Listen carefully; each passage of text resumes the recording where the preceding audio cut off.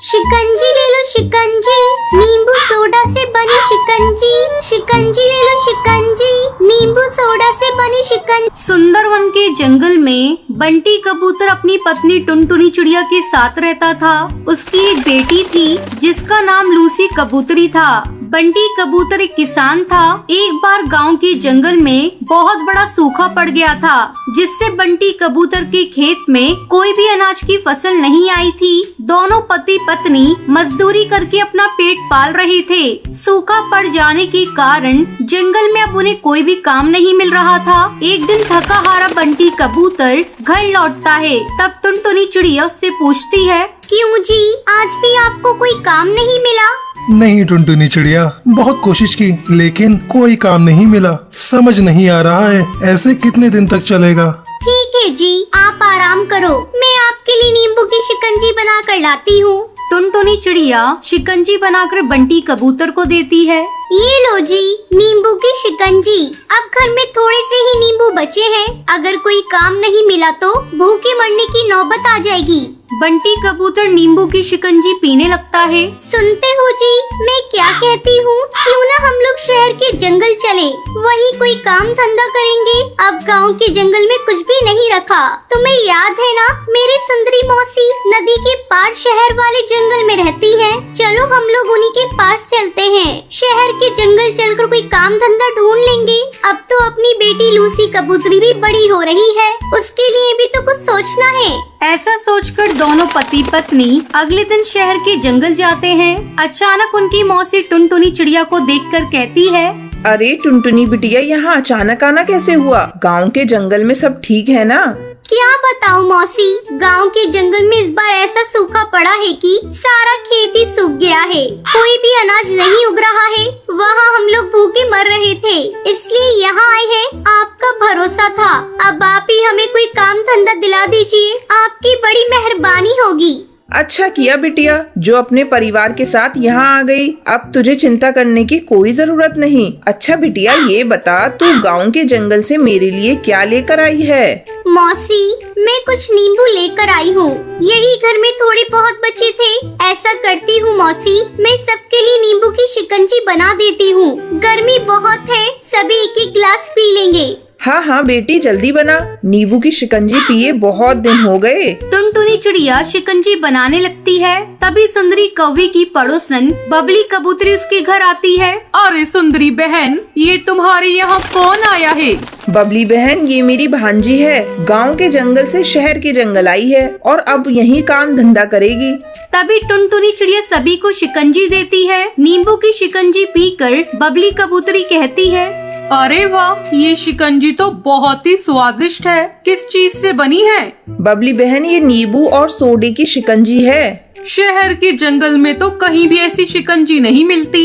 बबली कबूतरी की बात सुनकर टुनटुनी चिड़िया की मौसी कहती है, तू ऐसा कर टुनटुनी बेटी, एक शिकंजी का ठेला लगा ले। यहाँ किसी को ऐसी शिकंजी बनानी नहीं आती।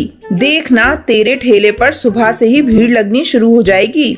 टुनटुनी चिड़िया और बंटी कबूतर को ये बात पसंद आ जाती है। अगले दिन वो सुंदरी कौवी से थोड़ा उधार लेकर अपना ठेला लगाते हैं और नींबू की शिकंजी बेचने लगते हैं। शिकंजी ले लो शिकंजी, नींबू सोडा से बनी शिकंजी। शिकंजी ले लो शिकंजी, नींबू सोडा से बनी शिकंजी। टुनटुनी चिड़िया की आवाज सुनकर उसके ठेले पर हरी काकी आती है। अरे बहन जी, मुझे एक गिलास शिकंजी तो देना, देखूं इसका स्वाद कैसा है। टुनटुनी चिड़िया उसे शिकंजी देती है। नींबू की शिकंजी पीने के बाद हरी काकी उस शिकंजी की बहुत तारीफ करती है। धीरे धीरे टुनटुनी चिड़िया के ठेले पर पक्षियों की भीड़ बढ़ने लगती है और जल्दी उसकी सारी शिकंजी बिक जाती है। कुछ ही दिनों में टुनटुनी चिड़िया की अच्छी कमाई होने लगती है। फिर वो अपनी बेटी लूसी कबूतरी का दाखिला एक अच्छे स्कूल में करवा देती है। इस तरह समय गुजरने लगता है। टुनटुनी चिड़िया और बंटी कबूतर अपने लिए एक अच्छा सा घर बनवा लेते हैं। अब उन्हें किसी भी चीज की कमी नहीं थी। फिर सभी खुशी खुशी रहने लगते हैं।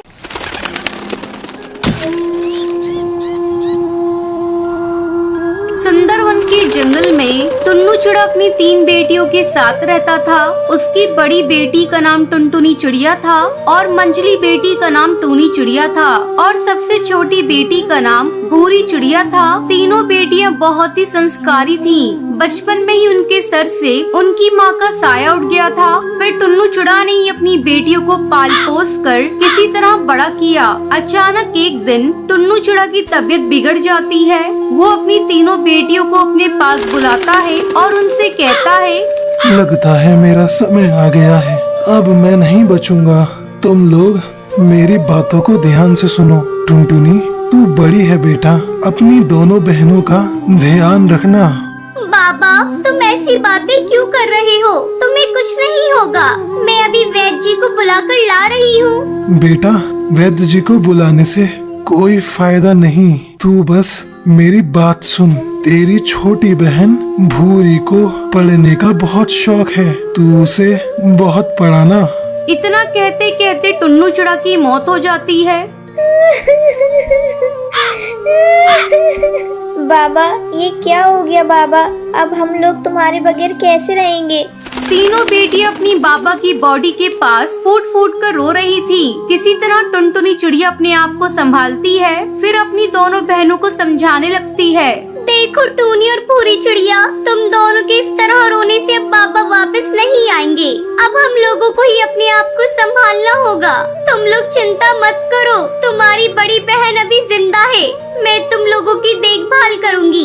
इस तरह कुछ दिन गुजर जाते हैं। एक दिन टुनटुनी चिड़िया काम की तलाश में जाने लगती है। तब टूनी चिड़िया उससे कहती है, दीदी, मैं भी तुम्हारे साथ चलती हूँ। हम दोनों मिलकर कुछ काम करेंगे तो ज्यादा पैसे आएंगे। टुनटुनी चिड़िया के लाख मना करने पर भी टूनी चिड़िया नहीं मानती। फिर दोनों बहनें काम की तलाश में जाने लगती है। दीदी, मैं भी चलूंगी आपके साथ। आपके बिना मैं घर में कैसे अकेली रहूंगी? फिर तीनों बहनें साथ साथ काम की तलाश में जाती हैं। काफी देर तक भटकने के बाद टुनटुनी चिड़िया को अचानक से बंटी कबूतर बहुत सारा सामान लेकर आता हुआ दिखाई देता है। टुनटुनी चिड़िया उसके पास जाती है और उससे कहती है, अरे बंटी भैया, हमारे रहते आप इतना भारी सामान लेकर क्यों जा रहे हैं? लाइए, मैं इसे आपके घर तक पहुंचा देती हूँ। जो मर्जी आए, आप मुझे मजदूरी दे दीजिएगा। बाबा के मरने के बाद हमें काम की बहुत जरूरत है। ठीक है, उठा ले सामान और मेरे घर तक पहुंचा दे। मैं तुझे 10 रुपए दूंगा। फिर टुनटुनी चिड़िया सामान उठाकर बंटी कबूतर के घर तक पहुंचाने के लिए चली जाती है। उसके जाने के बाद टूनी चिड़िया भूरी चिड़िया से कहती है, चल भूरी चिड़िया, अब हमारी बारी है। हमें भी कोई काम ढूंढना होगा। वो दोनों काम की तलाश में थोड़ा आगे जाती हैं। वहाँ एक कालू कौवा पकोड़े तल रहा था। दोनों बहनें उसकी दुकान पर पहुँचती हैं। भैया, क्या आपकी दुकान पर हम दोनों को काम मिलेगा? हमें बहुत जरूरत है काम की। हाँ, तुझे पकौड़े तलने का काम मिल जाएगा और तेरी बहन ग्राहकों के झूठे बर्तन साफ कर देगी। बदले में मैं तुम दोनों को खाने के लिए भोजन और कुछ रुपए दे दूंगा। बोल, तुझे मंजूर है? हाँ भैया, हमें मंजूर है। हम दोनों बहनें आपकी दुकान पर काम करेंगे। इस तरह टूनी चिड़िया पकोड़े तलने लगती है और भूरी चिड़िया सभी ग्राहकों के झूठे बर्तन धोने लगती है। तभी टुनटुनी चिड़िया अपनी दोनों बहनों को तलाशते हुए वहाँ पहुँच जाती है। जब वो अपनी दोनों बहनों को काम करते हुए देखती है तो उसकी आंखों में आंसू आ जाते हैं और वो उनसे कहती है, टूनी चिड़िया और भूरी चिड़िया, तुम दोनों कितनी छोटी हो और मेरा साथ कितने अच्छे से दे रही हो। अब जैसे ही हमारे पास पैसे इकट्ठे हो जाएंगे तो मैं तुम दोनों का दाखिला एक अच्छे स्कूल में करवा दूंगी। इस तरह तीनों बहनें काम करके अपना पेट पालने लगती हैं। जब उनके पास कुछ पैसे जमा हो जाते हैं तो टुनटुनी चिड़िया अपनी छोटी बहनों का नाम एक स्कूल में लिखवा देती है, क्योंकि उसे अपने बाबा का सपना पूरा करना था। अपनी छोटी बहन को स्कूल जाते देखकर टुनटुनी चिड़िया बहुत खुश होती है। इस तरह तीनों बहनें खुशी खुशी अपनी जिंदगी बिताने लगती हैं।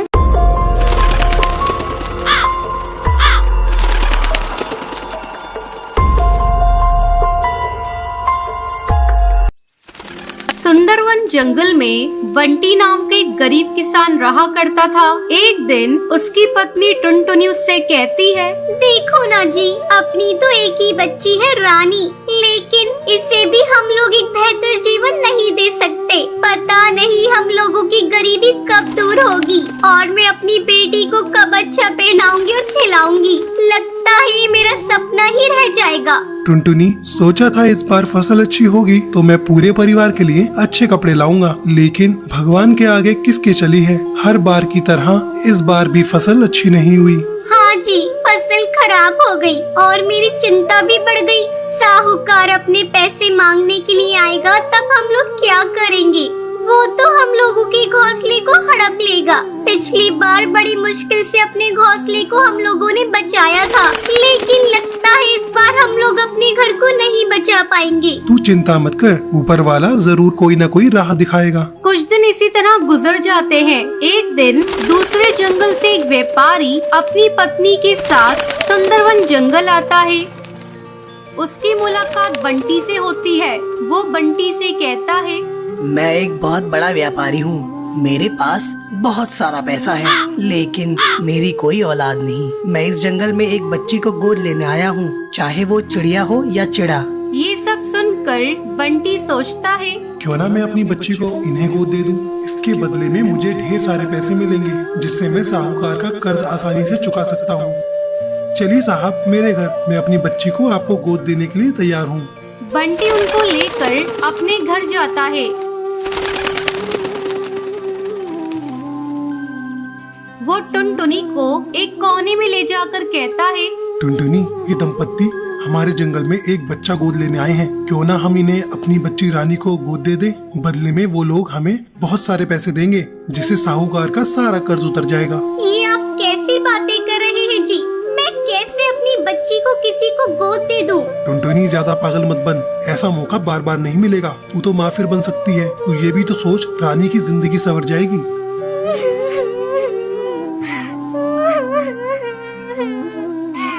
ठीक है जी, आप बात तो सही कह रहे हैं। मैं रानी के लिए कुछ भी कर सकती हूँ। मैं अपने कलेजे पर पत्थर रख लूंगी। वो दोनों रानी को गोद दे देते हैं। बदले में उन्हें ढेर सारा पैसा मिलता है। जाते समय रानी रोने लगती है।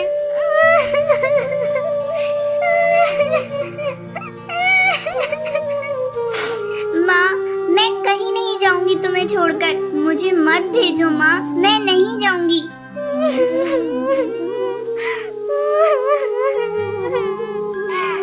ये लोग तेरे नए माँ बाप हैं। तू इनके साथ जाएगी तो तुझे अच्छे अच्छे कपड़े पहनने को मिलेंगे, अच्छा अच्छा खाना खाने को मिलेगा। बेटा, तू जिद मत कर बेटा, मैं गरीब तुझे ये सब नहीं दे सकती। साहिब, जल्दी से ले जाइए आप यहाँ से। टुनटुनी की पड़ोसन दूर से ये सब देख रही थी। वो साहूकार के जाने के बाद वहाँ आकर कहती है, छी छी टुनटुनी, तू कैसी माँ है? तू अपनी ही बेटी को अपने से कैसे अलग कर सकती है? मैंने पहली बार देखा है कोई माँ अपनी बेटी के लिए इतना कठोर भी हो सकती है। अब हम लोग तुम्हारे साथ कोई रिश्ता नहीं रखेंगे।